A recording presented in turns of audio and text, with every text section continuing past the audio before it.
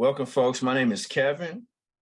I am here right now with a wonderful vessel of God, Mrs. Paula, if I can call you that, Mrs. Paula Chomba. She is a part of the WOWT NGO. She is a chairman, a co-founder, and that stands for Wakefulness, Orphans, and Widows of Tanzania.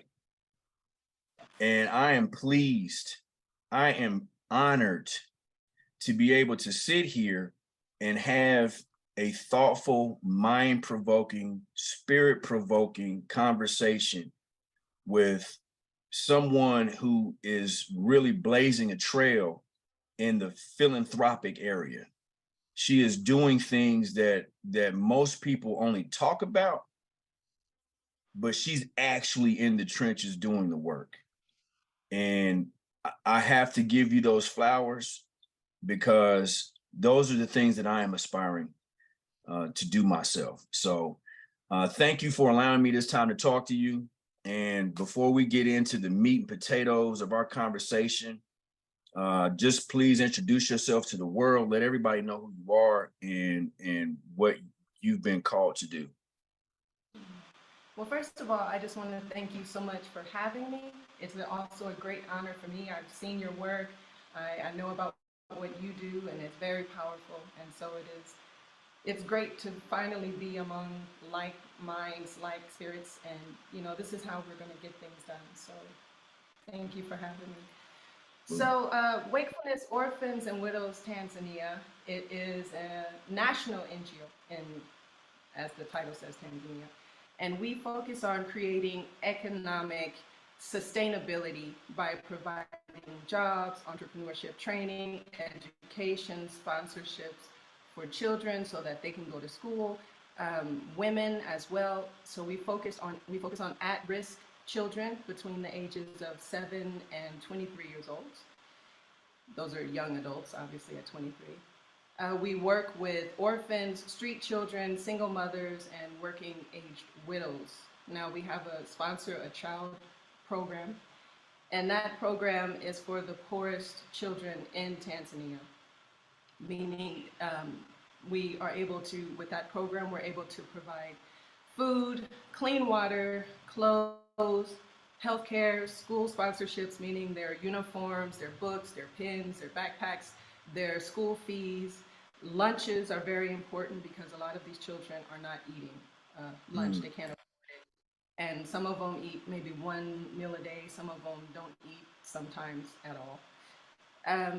And to help them to finish school, to go from primary school to secondary school and then on to higher learning or into their career or creating a business, whatever it may be. And through all of this, we're teaching, of course, the importance of living not just for yourself, but to bring up the whole community, to bring up the whole continent, actually, yeah. The whole community. And this is our way of changing the mentality so that the corruption that we see today, that we hope that with this generation of children that we're dedicating to raise over the next 20 years will be better. We would like to, our goal is to get them into careers such as entrepreneurs, business owners, inventors, scientists, technological innovators, and leaders.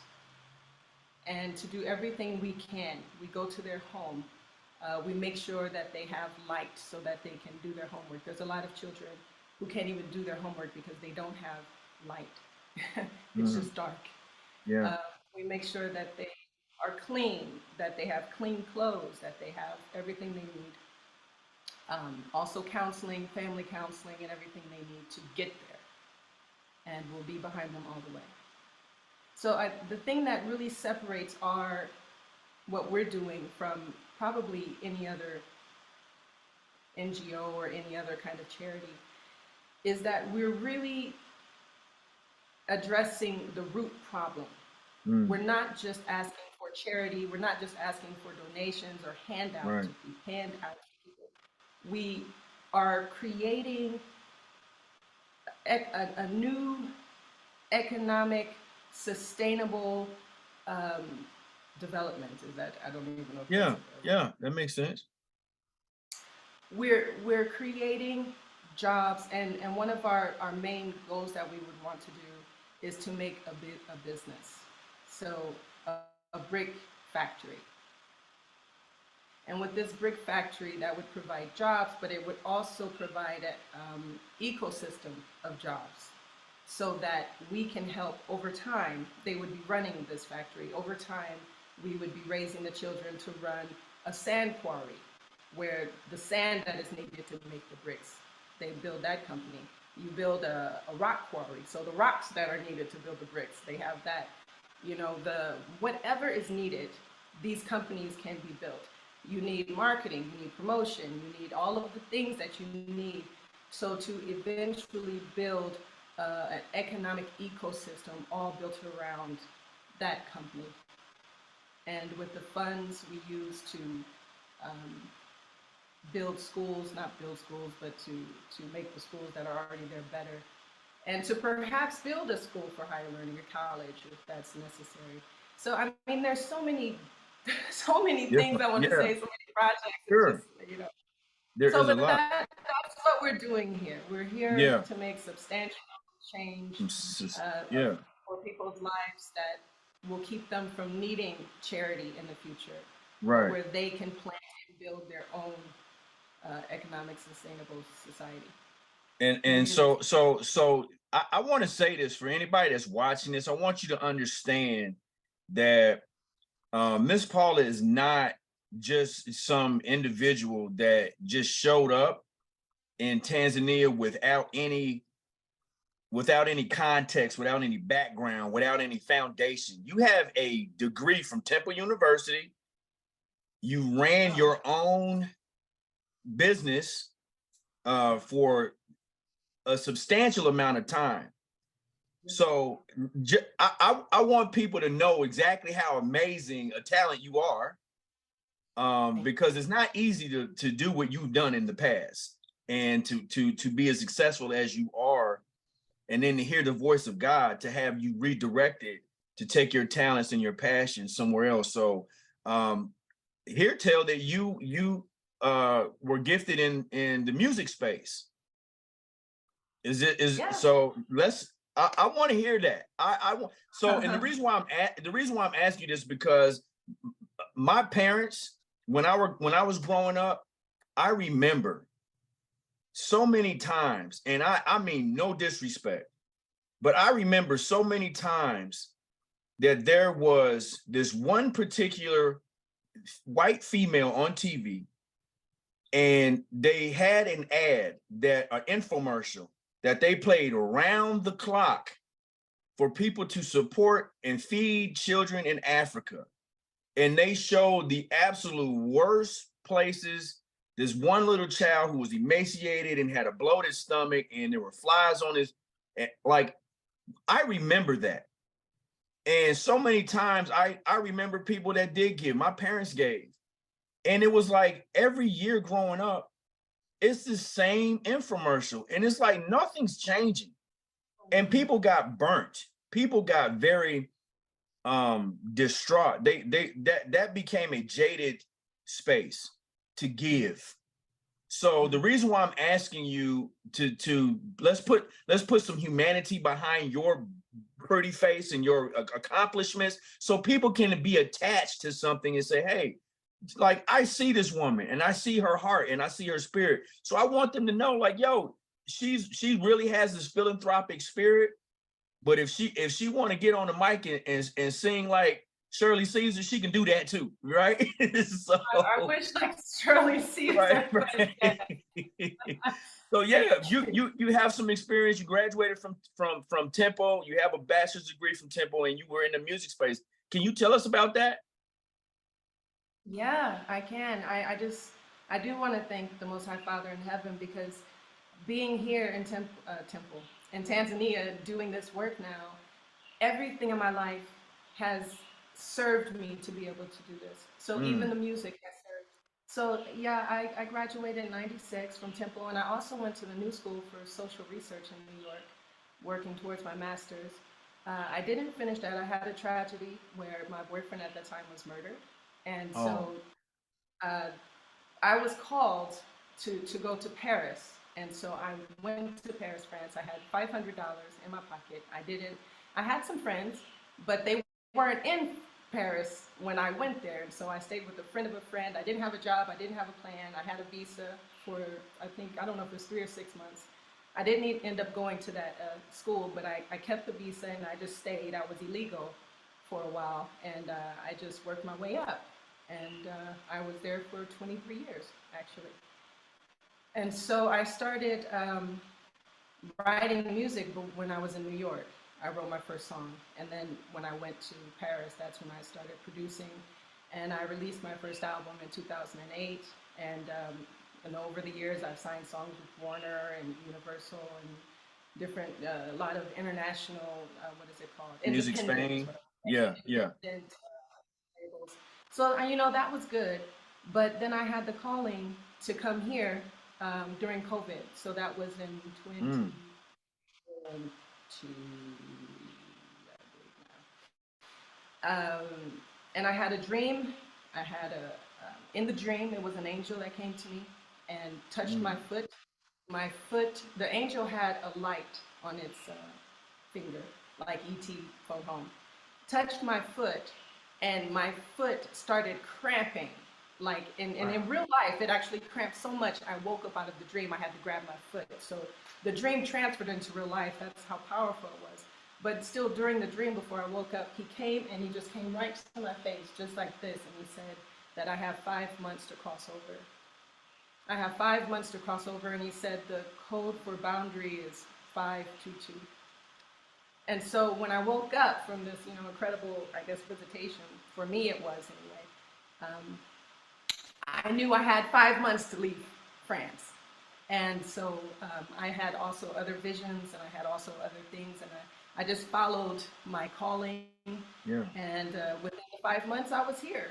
And that was almost 2 years ago. In June, it will be 2 years. So it was during when everybody was on lockdown, and I was really afraid I wouldn't get out. I had a dream that I was going to be kept from coming back to Africa because I Mm. had visited once. I went to Ethiopia as a part of the diaspora program with the African Union, and that was with my friend. And so that program didn't work out, and COVID stopped it. It stopped us from being able to travel to the Ivory Coast was the next trip. So I was afraid I was going to get stuck. And Father blessed me. I got out within those 5 months. And then as soon as I got to Tanzania, that's when they changed the laws. So it was like maybe just a few days after the deadline that the angel told me was when they changed the laws and said, if you don't have the vaccine, you can't work. And then, after that, Wow. you can't. So I just made it in a little window. And so when I got here, I started working right away with orphans from Zion Gate. And we were able to do a song with the children. They wrote the song, I produced it, I made a little video, and I sent it to be signed with Universal. Now, at first, they accepted it. And so we thought that the song was going to be signed, but then they changed their mind. And so recently I just found out they're not going to take the song, which is sad. Oh, But we still can do something with the song. sure. The song is there. And so we're just continuing to do that music work here with the children. It's not the main thing, but it's something that they enjoy. Man, I have I I've had some dreams, but nothing on that scale. So I'm I'm beyond impressed with that because a lot of times people think that they are actually called to do something, but then there are folks that are actually chosen. Like you were sent here, you were chosen to be here, you were chosen to do a work that I couldn't just wake up and be like, yo, God touched me, I'm going to Tanzania. Like that's not, you know Yes, what I'm you could. saying? If it Yeah, that's happened not to you. that's not in the cards for me. Like I don't see that. But the fact that you have been chosen, when God chooses you, like there is no denying that. Like you cannot, I don't care how much music you know. I don't care how good you are when you at football, basketball. I don't care how good you are at business. When he picks you, he picks you. And it is very obvious that he picked you. And so the fact that you are being obedient in that space, I'm enamored by that, one, because I know that when I hear someone say this, it reaffirms the fact that God's anointing is real. And when I get to sit and talk to someone such as yourself, I am grateful to God that he has allowed me the grace to be able to sit with someone who has his direct fingerprint on, his direct anointing on, and I can talk to them, and it reaffirms that he is real. His love and mercy is real. And when he wants you to do something, he shows you in real time that I will manifest my mercy, my grace, my anointing in your life. And I'm showing you that I'm doing this in one person. I'm no respecter of person. If you become a willing vessel, I will use you. Amen. And so I commend you on that you were willing, that you were open, you were obedient to do that. And it's not easy, Ms. Paul. It's not easy to have a heart to do what the type of work you're doing. I know with this type of work, there has to come some atrocities. There has to come some long nights. There has to come some pain. There has to come some heartache.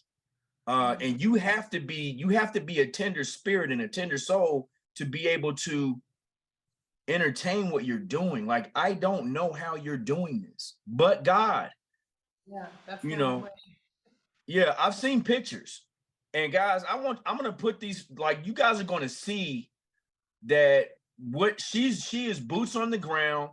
I saw a hut, and this really makes me, I feel shame. Can I say that? I feel shame. And the reason why I feel shame is because there are often times that I have walked around my house. I've got mad because my car, there was something wrong with the bumper. My car got scratched. Somebody dented the door. I may not have a full tank of gas, or gas prices is too high, or the cable's not working, or, oh man, my internet, why is it going so slow? And I'm getting upset. But when I saw what I saw in the photos that I was shown, I'm shamed, because there are children that are literally living in mud huts. I didn't think this was a real thing until I saw that. Tell me right now, what do you, being there, I wanted it to be as transparent as possible. What, I know that you have to go through a kaleidoscope of emotions helping these children, being in this space. Like, what are some of the things that you can explain to us, or just describe that life is like in Tanzania? Because we don't know, we just know what media tell us. But I saw the photos. Yeah, there's a real hopelessness here. And I think it's hard for us to understand in America, because even if you're poor and out, you could be destitute in LA or wherever, in a homeless camp. But even if it's not true, and we know it's not true anymore, we still have that American dream idea in our mind, where that's why the Trumps, they can get away with it, because as long as we have a Trump, we can say, one day that can be me if I just sell enough candy, if I just pull myself up by my bootstraps. Here they don't have that. And it was the first time I've seen that in the world, in my experience, where, they're born poor. And when I say poor, the world, what is it called? World Monetary Fund? No, the World Bank. The World Bank, they say that anybody living under $1 a day is extreme, absolute poverty if you live under $1 a day. So the average amount is $1.90 here in Tanzania. So it's within the 15 poorest countries in the world. Tanzania is in there. So the poverty and the hopelessness that I see here is just, there's no way to pull yourself up. Like, I mean, I'm not saying there's no way with the Most High Father in heaven. There's always a way, but I mean, you don't see a way. Yeah. So the jobs, they don't have jobs here. Most of the jobs are in the tourist industry where I am in Arusha. Tourist industry, you have farming. The culture is 1/3% agriculture, 1/4 of the GDP is agriculture. And so, societies that are based on agriculture are usually poor, but they don't have machinery here. So they're doing everything by hand. If you're picking, maize or corn, they pick it by hand and they take and they one by one, they're sorting out, so they're not really competitive internationally or anything like that. It's just, 70%. I got some numbers for you here. Yeah. I just want to make sure. Okay, so 1/3 of the children here are in poverty, and 74% experience a multidimensional poverty. So that means they don't have access to good health care, nutrition, water, sanitation, housing, education, child protection, and 60% of women are in poverty. So for the first time when I visited one of the homes, it's literally just one room, Now the rent to this one room, it varies, but I think it was like 15,000 shillings, which is about $7. So the rent for one of these places is maybe $7, and they can't afford the $7. It's too expensive. Like they still. Let's be clear. Let's be clear. One of these rooms is made out of straw and mud. This particular woman that you saw, yes, it was straw and mud. Not all of them are straw and mud. Right. But there's a lot that are. But yeah. Now this is another woman. Her name is Upindu, and we've helped her. We put her in our entrepreneurship program. We're helping her to get her own restaurant. We made a makeshift restaurant for her on some land over there that we have, and we put her in a better apartment because of donations and people who were generous. So we were able to use that money, and we got her into a better apartment. But when we found her, she's just in one room. She has 3 children, her daughter, and her daughter has a daughter, and then is it 3 or 2 children? And a grandson.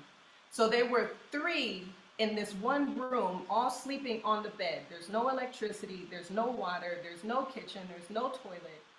So, it's just dire straits, and they're just all sitting there on the bed in the dark, just selling her food. And it's like, well, what can you do when you're in that situation? And so the woman that you're talking about that lives in the mud hut, when we met her, she asked us to take her children. She has 2 children and an older son. And she asked us to take them from her because she can't care for them anymore. She had cancer, and she washes clothes for a living, but that brings in very little money. And because she's sick, she can't keep that up. So, a lot of these kids, when we went to the school to get, because at the beginning, our main focus was to just help keep the kids in school. And so we went to see the state of their clothes, and it's just rags. I mean, they're in tatters. And so when we went to visit the homes, we understood why. Because they don't have running water. Like they have to go to the local church to get a bucket of water and bring it home, or they have to, I guess that's what they do. And it's, I don't know. Do you want more stories of how bad it is? Listen,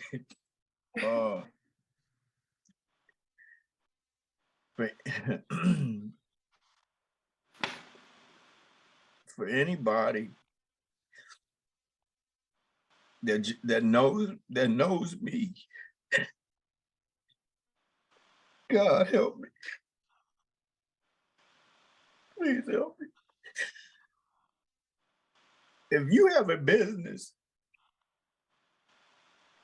if you have a dream, whatever it is that you're working on,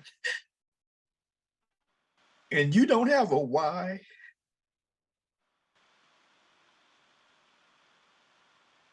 these kids could be a why.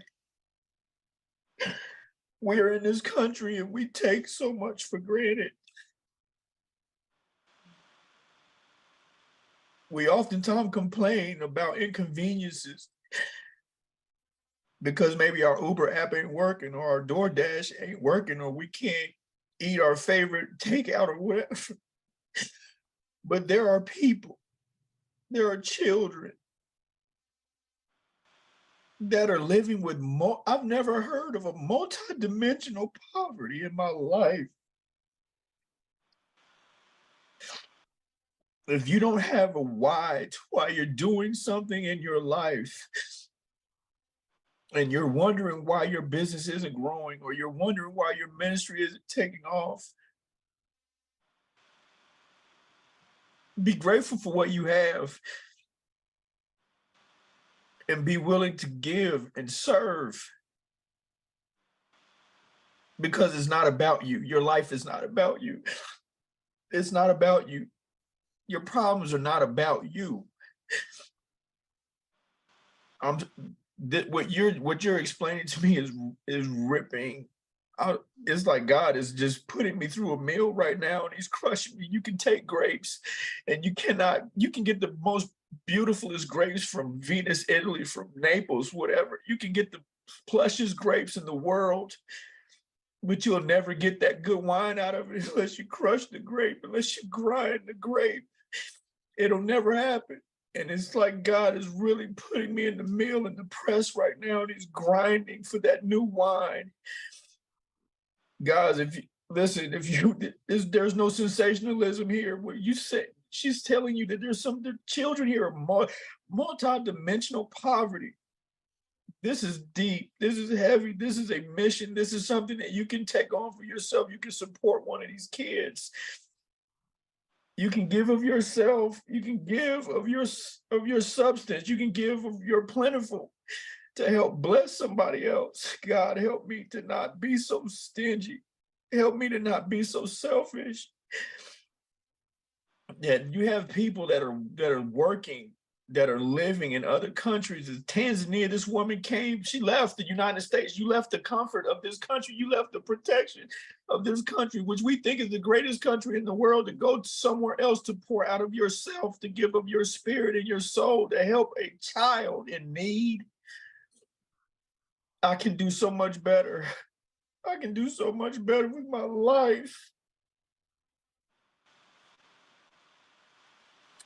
I'm sorry, that pushed me to a place I've never been before, Miss Paula. That pushed my spirit.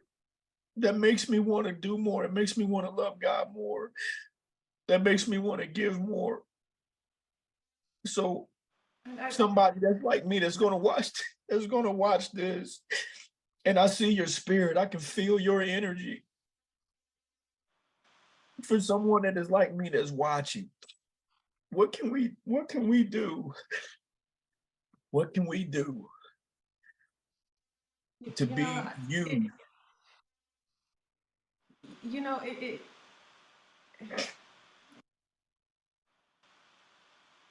Honestly, the thing that encourages me, maybe before I go into the positive side, I'll just want to finish this one point. One of the things that makes me the most upset is how somehow the whole world has decided that it's okay to relegate a whole group of people with the label of you're not relevant, or you're not significant, or you don't matter, or this is what you deserve. And that's what breaks my heart the most.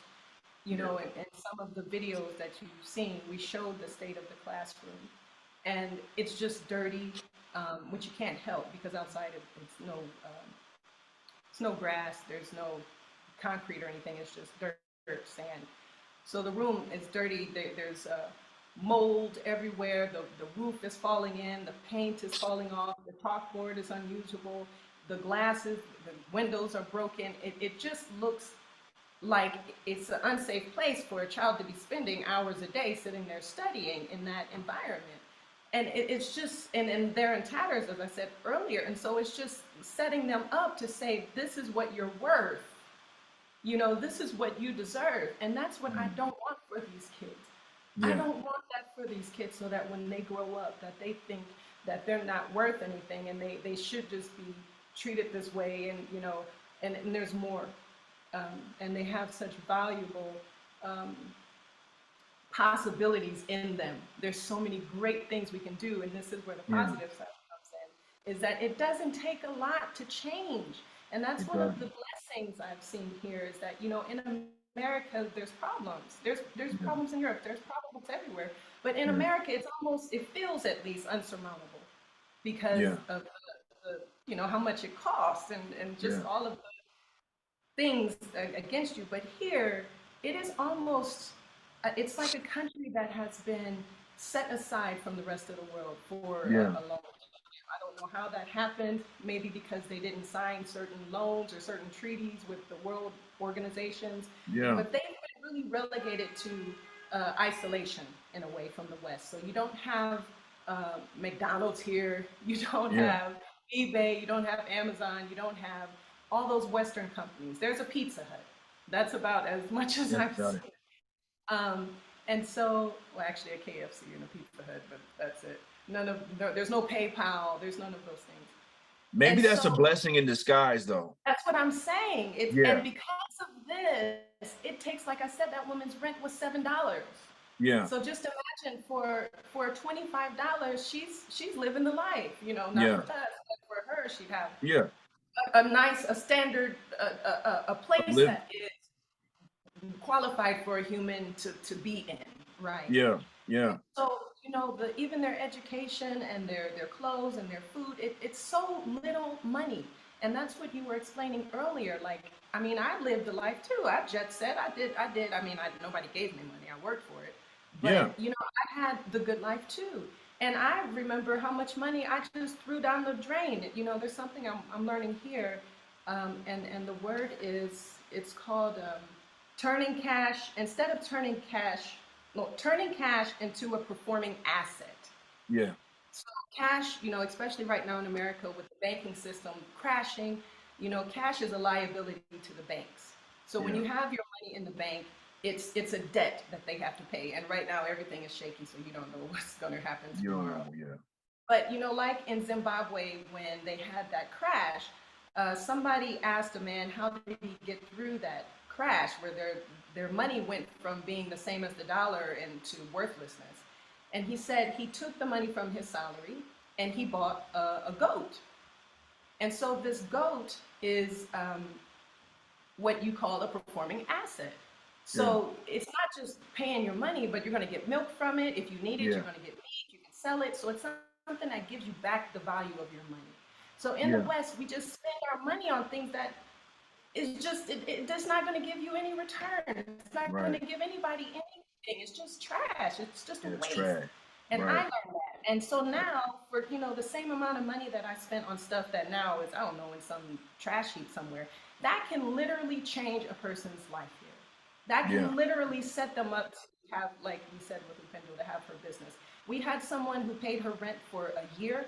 It cost $144 to pay her rent for a year. For a year. So that she could focus, on providing for her family and setting up her business. For the children, the clothes, this is a terrible story, but I gotta tell it. One of our children, his name is Joseph, and he's on the Sponsor a Child program. And when you sponsor a child, you can give any amount that you want to. So he's in the program, and so we got him clothes. Before we started the program, we went to the school. It's called USA River Elementary School, primary school, and we looked at the kids and saw who needed what, and so we got those kids that were the most desperate.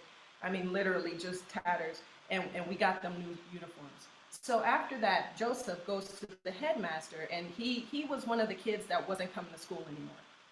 And so he went to the headmaster and he explained, saying, I wasn't coming to school because my pants were ripped. And so the kids were making fun of him. He couldn't participate in class, like he couldn't stand up and participate in class.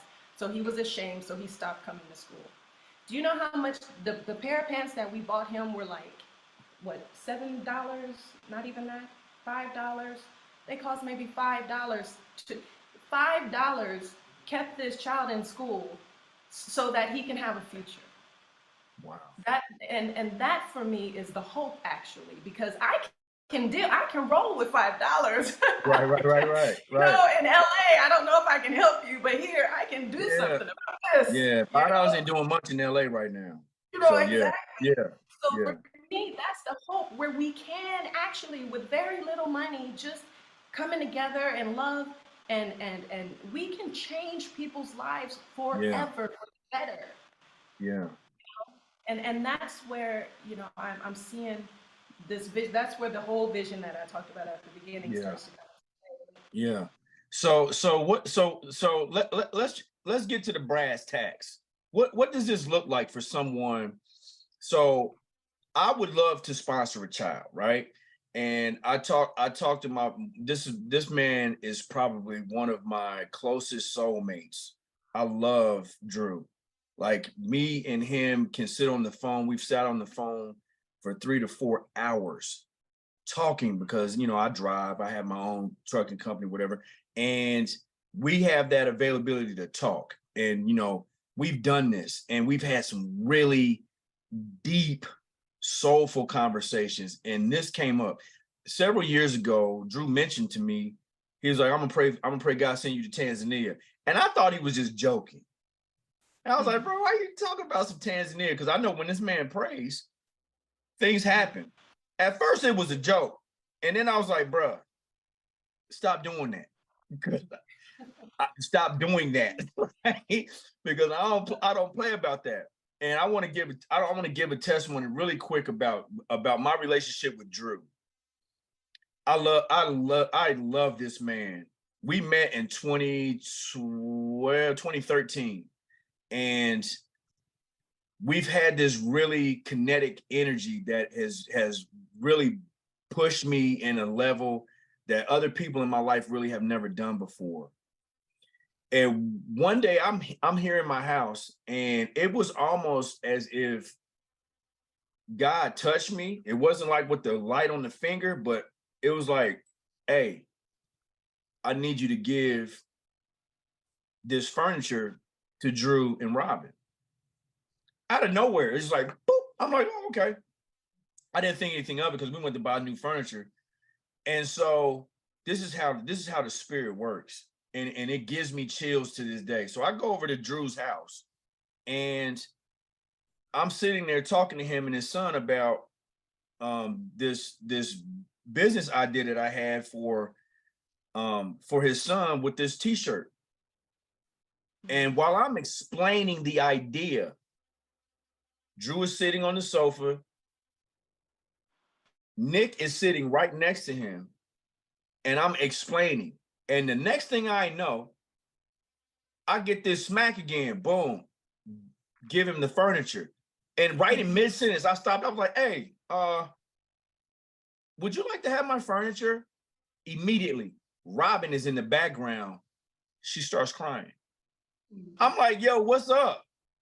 And Drew stopped. He was like, bro, you have no idea what you just did. Robin prayed because we needed new furniture, and we didn't have the money for it. And she was just like, I know Yashayah was going to provide. I know God, the Most High, is going to provide.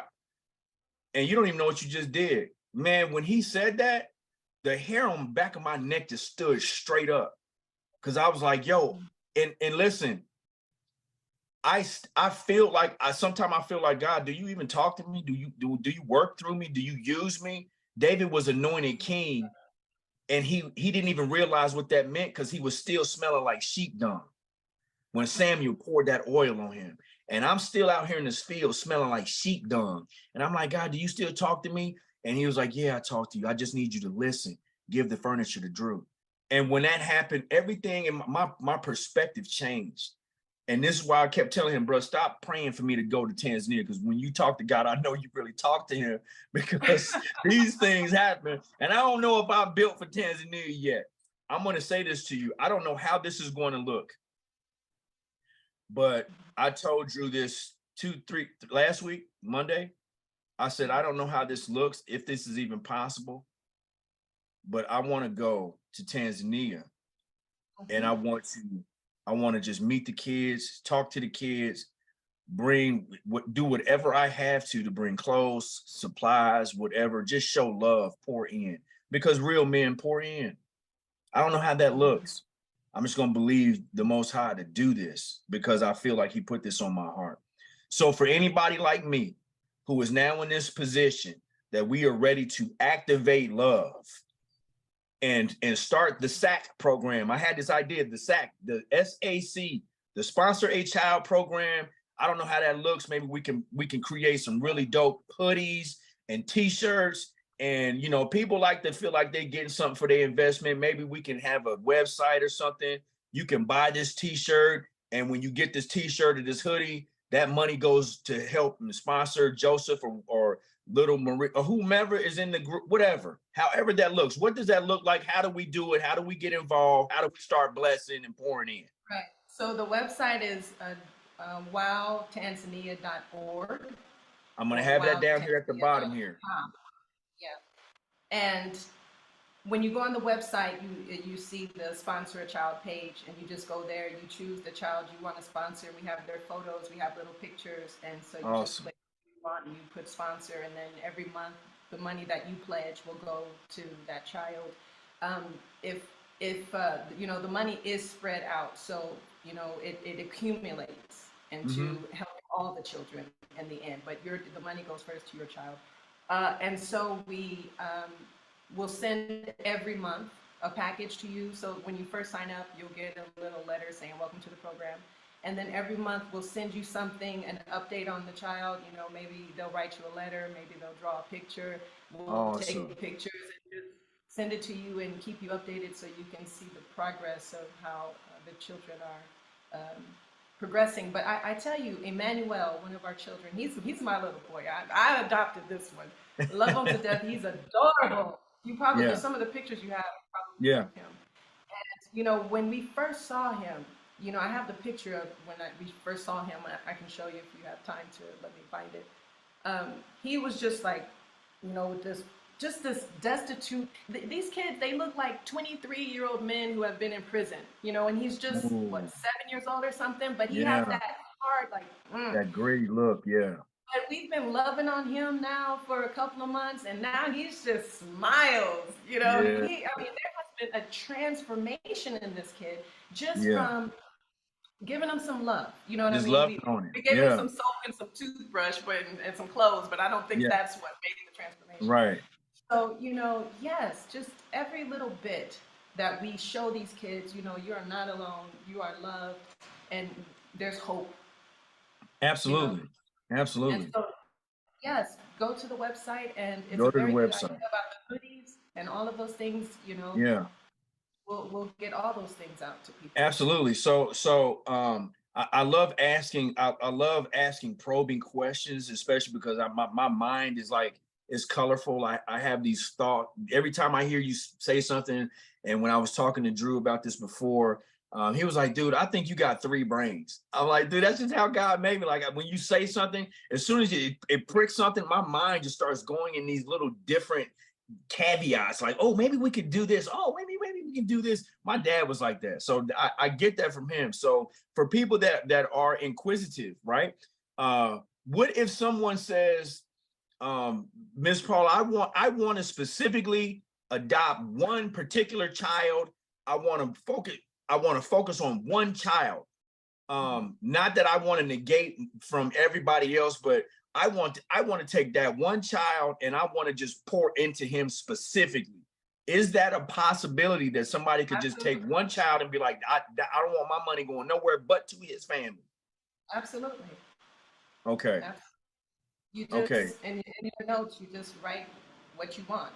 When you go and you sign up, you have a place where you can sign your address, your name, all your information, and you can write a note and say whatever it is. So if you want, you know, all your money to only go to Joseph and you don't want it to pool, then absolutely no problem.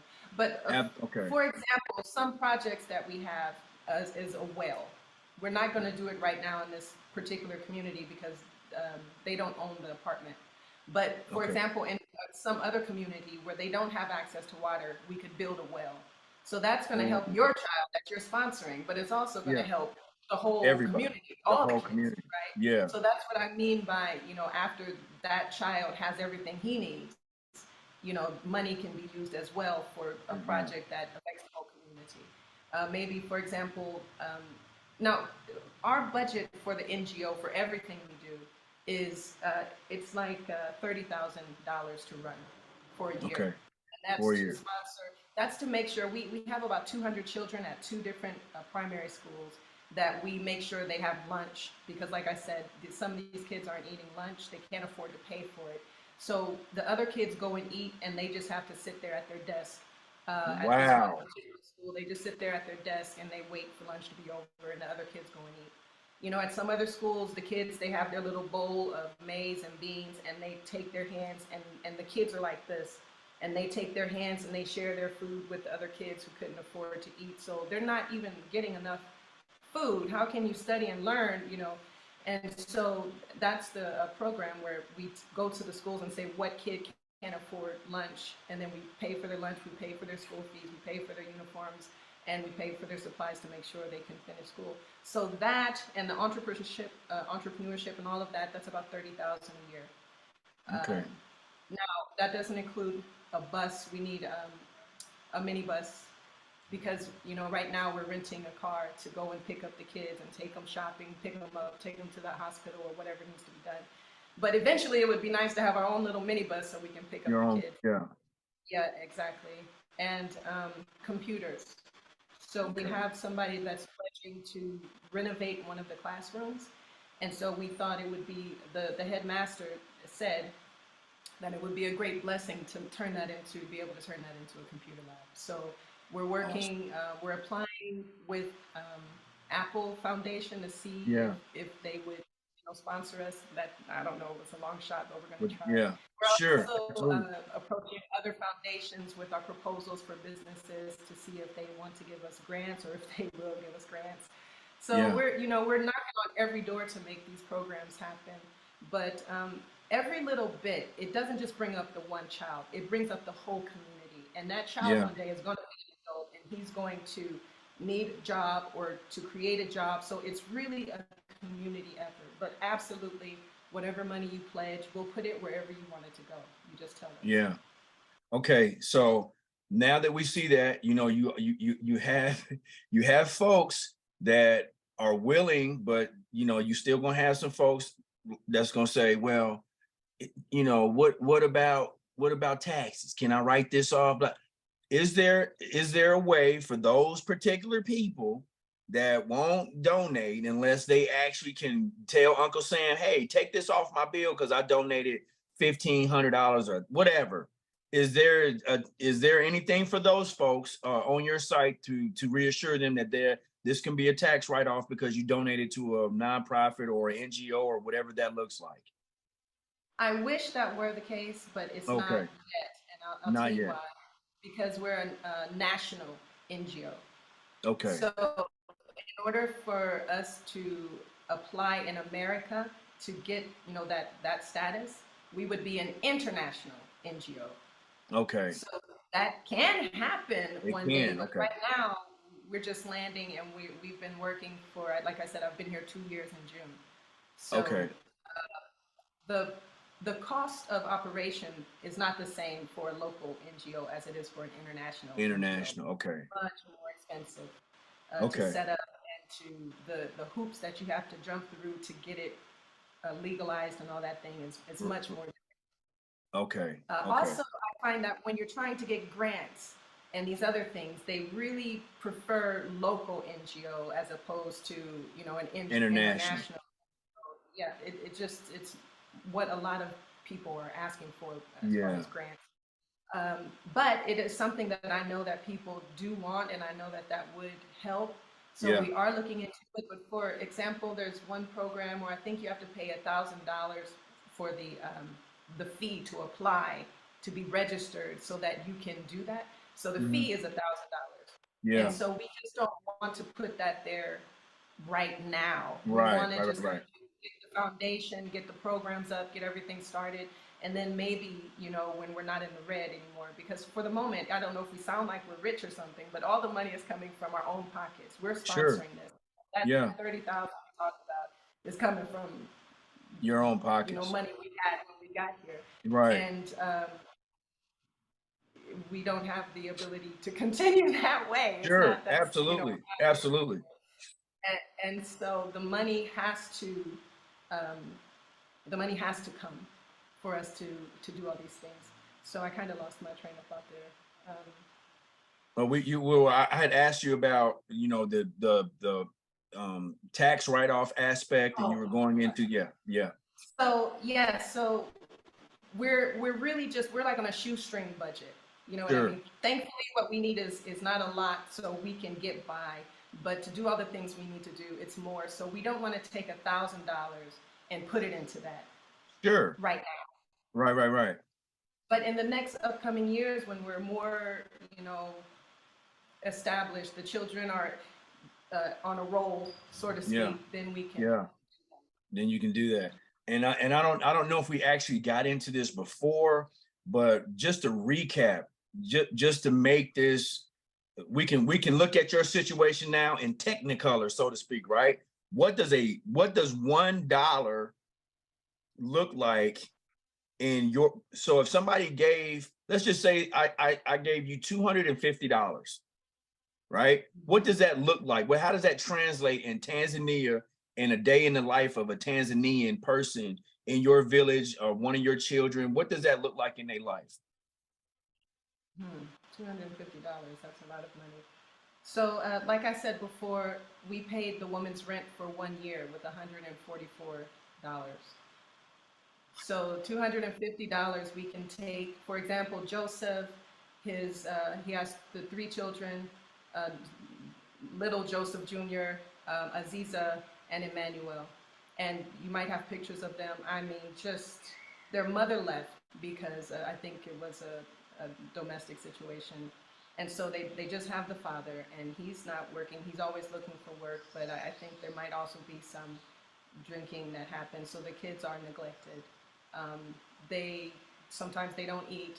They are their clothes. I just saw a picture of the little girl, and she's just wearing this dirty dress. That's just I just can't. And so with that money, we can put them into an apartment, a proper apartment. We can hopefully try to counsel the father and get him straight and try to get him some employment. We can make sure that they're eating, that they have clothes, that they have everything they need, that they're in school, and that can be a whole year budget to get this family on the right path. Now, it is difficult because the implication on our end is not just giving money. The Right, implication on our end is that we're like a surrogate parent. So we have to go every week and check that the kids are eating, check that the kids are clean, check that their clothes, if their clothes aren't being washed, we need to hire somebody to make sure they're washing their clothes. If they're not right, eating, we need to hire somebody to make sure they're getting the food. They don't have a kitchen. They just right. have one room where those four people are sleeping and the kids sleep on the floor. They don't Oh have Lord. lights. So, you know, if it's raining outside, they can't cook because they cook by open fire My outside. open fire. So we Yeah, can get them lights, we can get them a stove, we can get them, we can even get them a refrigerator. You know what I mean? yeah. We can. You're right.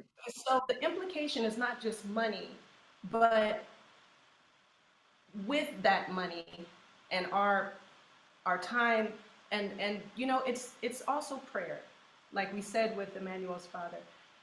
It's prayer and counseling and giving him hope that we pray that he can change and be able to take over the reins of the family so that he won't need charity anymore.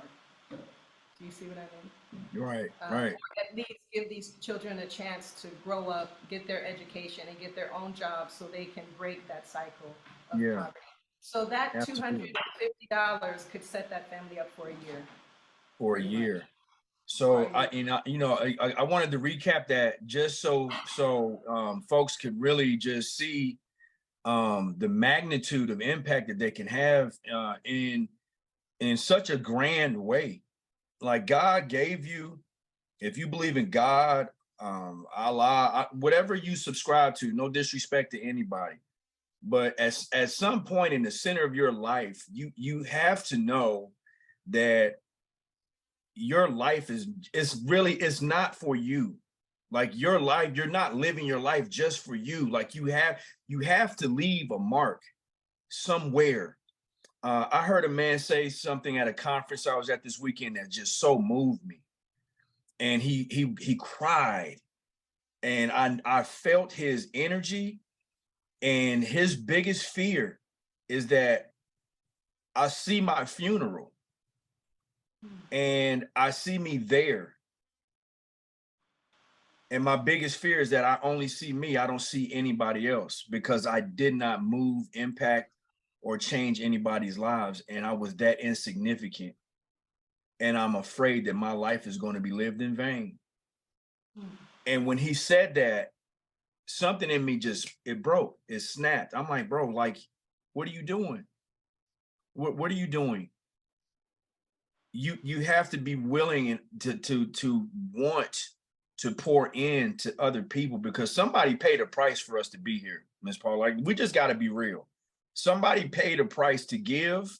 Somebody paid a price to sacrifice. Somebody paid a price to love.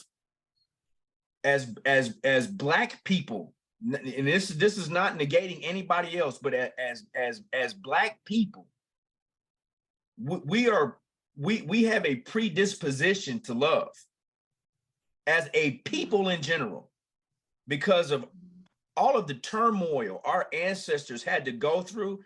They had to find love somewhere to survive. They had to.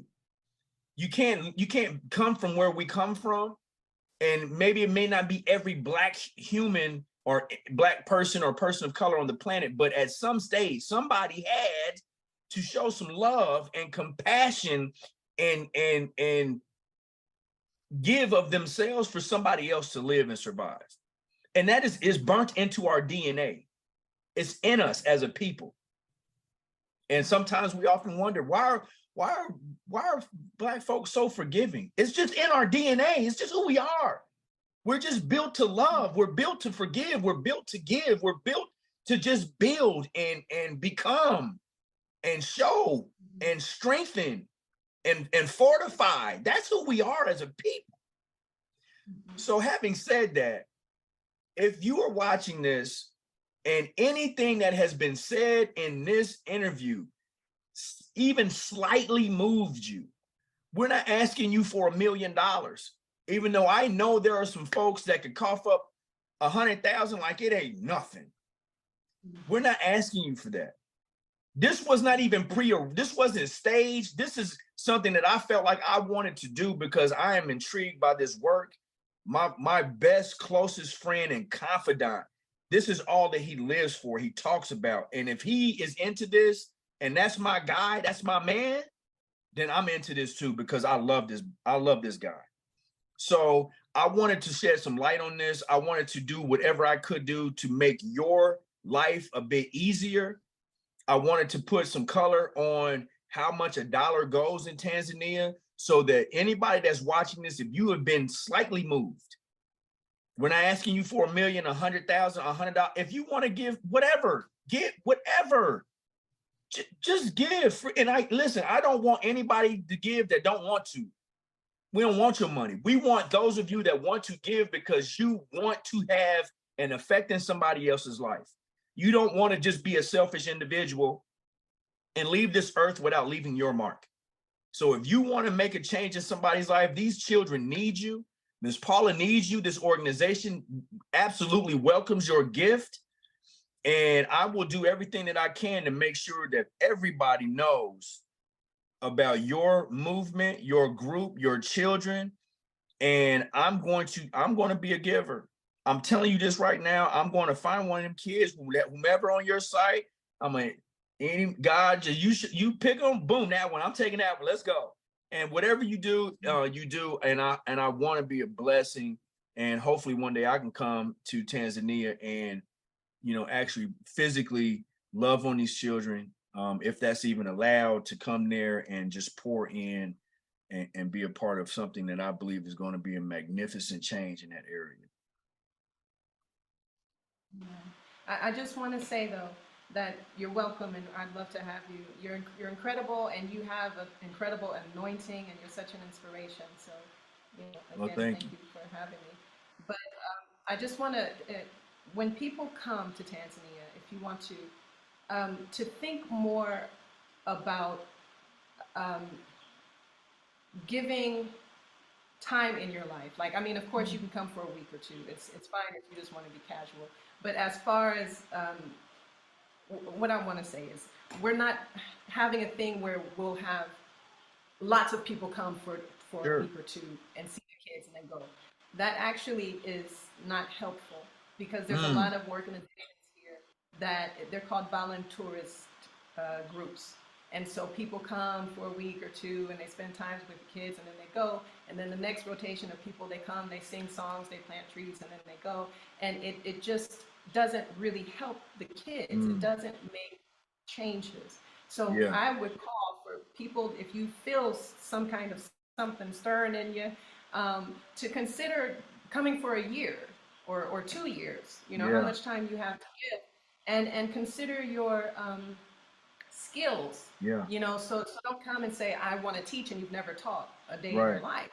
You know, Right. if you're a teacher and you want to come teach, if you're a doctor and you want to come, you know, give medicine, or if you're a singer and you want to come and do a choir, whatever it is, Whatever. Yeah. come with a skill in mind, come with an amount of time where you can actually make a change. Make a difference. I got you. Yes, Yeah. because it's hard on the kids. They come, Yeah. people come, they get attached to them, and then Yeah. they Yeah. leave. And the next person comes, and they just don't. It's like they're in a zoo or something. And people make a lot of money doing that kind of thing, and it's just not who we are. And it's not what we do.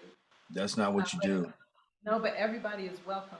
Please do, Sure. but consider, you know, a bigger amount of Thank time. you. Yeah. Thank you for painting that picture, because I was like, sometimes, so um i- i- intentions do not negate impact, right? So my intention, I said this, I've said this before. My grandmother used to say, the road to hell will be paved with good intentions. So, right. Yes, So, yes, yes. so my intention is to come and just take all of Kevin and just love on the babies and just, I just love on you. And then they like, okay. And then a week and a half, 2 weeks later, I'm gone. And they like, Where where's is he? Kev? Right. So yeah, I can see how negative that impact could be, and it could create another realm of trauma, and you don't have any stability, and so you don't know how to organically and naturally build a relationship with someone that is sustainable, because you're used to people just coming in and out of your life like it's nothing, and so you just don't have no problem coming in and out of somebody else's life like it's nothing. So yeah, I see that. And also, you know, there's a thing here. It's called Mzungu. Mzungu it's a word for foreigner or white man, and there's just been this culture of, you know, the white man. I'm just going to use that name as um, I say that because of colonization. So they have, you Yeah. know, Dutch, they have, you know, people coming, and they come and they give, and they're like, you know, give me, and then they leave. So one of the things we're trying to break is this idea of just, you know, give me, and we're trying Give to me. get them to build their own, Oh to have their yes. own machinery, have their own education, have their own businesses, have their own, you know, and Yeah. that's what we're trying to get to, and that's why this program is very different from, you know, probably any other, Yeah. honestly. Um, and so, even though, like you said, the intention is good, and I don't think it's bad, especially someone like you who is coming to promote the program. So Yeah. that is a different function, and you can enjoy it at the same time, enjoy the children. But on a large scale, like inviting, you know, just floods of people to just come for Right. a week or 2 weeks, Yeah. that's Yeah. not good. Yeah. We definitely not. Yeah. We don't Want want to to do come? that. Come, give it Yeah. up. Say, Father, I'm gonna go over there and I'm gonna give a year. You know, I'm Yeah. gonna give 8 months, and then come with, you know, ready to work with a project, with an idea, with skills, and we can actually do a lot in that time. We can change Okay. people's lives Yeah. forever for the good. You know. Absolutely. Man. I could probably talk to you for 2, 3, 4 more hours. Like you're rich with information. Your passion comes through your speech. Your words do not betray you. Most people that I've talked to, well, not most, there have been a significant amount of people that I've spoken with that, not in this particular aspect of life, but in whatever vein, whatever lane that they're in, their speech does not match their action. And so their words will betray them. But speaking to you has been refreshing. Is your ministry, and I say this with so much respect, your ministry and the mantle of anointing that God has put on you to do the work that you have done is like an astringent to my soul, and it has helped cleanse some of the Americanized, selfish, self-induced, what me, like it is really, it's like an astringent. Like I'm moved, but man, you prick my heart, man. Like you really have. And I know, you're speaking what is real in the world in which you live. And that God just really opened that window and said, bro, you're not as sweet as you thought you was. I mean, you think you good at what you do or whatever, and you think that you're sweet, but there's so much more that you can be doing. And the fact that I got this opportunity, that the Most High allowed me to sit with one of his daughters as one of his chosen ones, to have this conversation and to be enlightened, to be open, to be moved, to have the Spirit move on me, and me still feel God's right hand on my shoulder. Like, son, I got you. I know that you mean well, and we're going to get you to where you need to go. I'm grateful. So I would be honored if we could get everybody that watched this to give and just to pour and adopt one of these children. Again, the links to her website are going to be on this screen somewhere at the bottom here.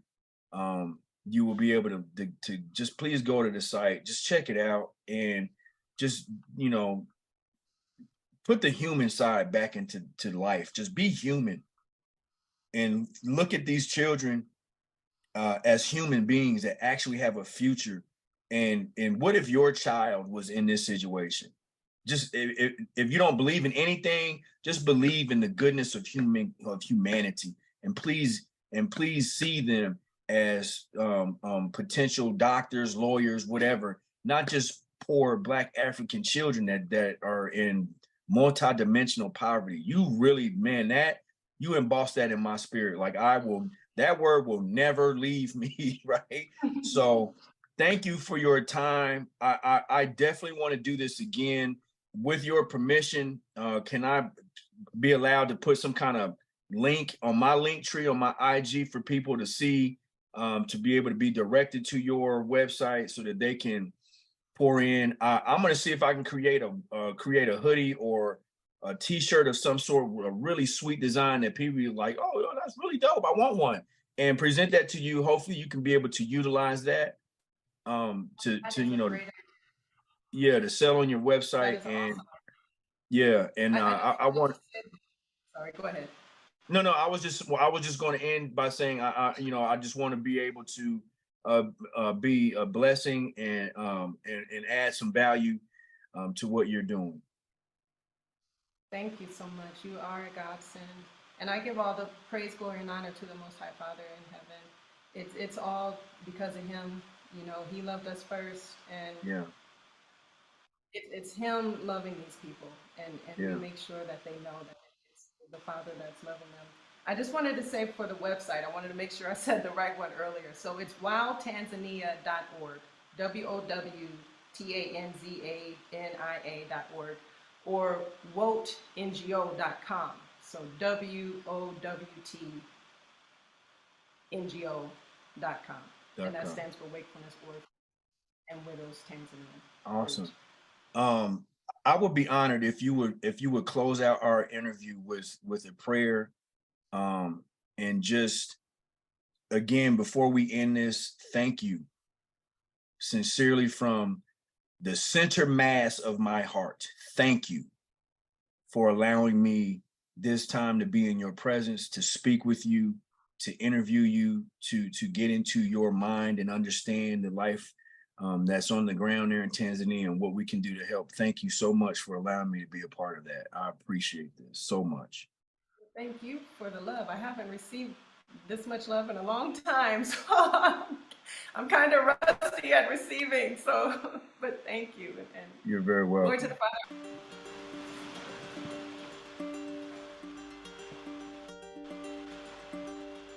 Father of the all, Father without beginning and without end, we humbly come before you in Jesus Christ of Nazareth's holy name, Father.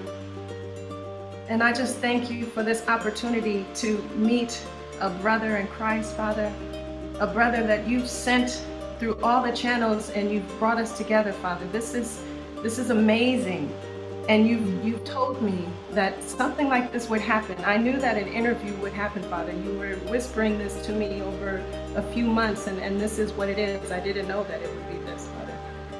But I thank you for it. I thank you for opening doors, Father, that no man can open, Father. I thank you for closing doors that no man can open, Father. I know that all things that you are doing is for our good. And I know that you will change the lives of these people forever, Father. I know that you will use this video and you will use this brother Kevin. You will use him to get this word out to people, to touch their hearts, to touch their minds, to touch their souls, to touch their spirits, and to move them to join in this movement.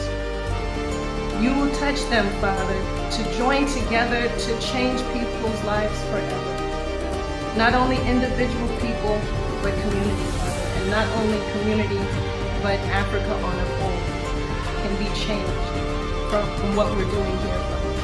And it will be all in your name for your glory and your honor. We thank you for using this opportunity to bless these people, the people that are seeing this video, the people that will give, Father, and donate, Father. I thank you for blessing them, Father. I thank you. I ask you to please give them a portion of the blessings that come from the good fruit of this ministry, Father. May they receive that in their lives, Father. I ask you to return back to them tenfold, whatever money it is that they give and they pledge to these children, Father, may they receive it back tenfold, Father. And I ask you to heal them. I ask you to help them come closer to you, and whatever it is that they need in their lives, Father, I pray that you supply it. We love you and we praise you and we give you all the glory and the honor. In your holy son's name. Amen. God bless you. God bless you. God bless you. I felt that. I felt that. Thank you so much for your time. We're definitely gonna do this again. Yes. And I cannot wait to see God move in your situation the way that I know that he's going to. So, thank you so much. Guys, please tap in, go to the website, give. Thank you all that do give. Thank everybody that did watch this. And again, Ms. Paula, thank you for your time and for your work in Tanzania. Thank you for everything you've done and that I know that Father will use you. Absolutely. All right. It was a blessing talking to you. Bye-bye.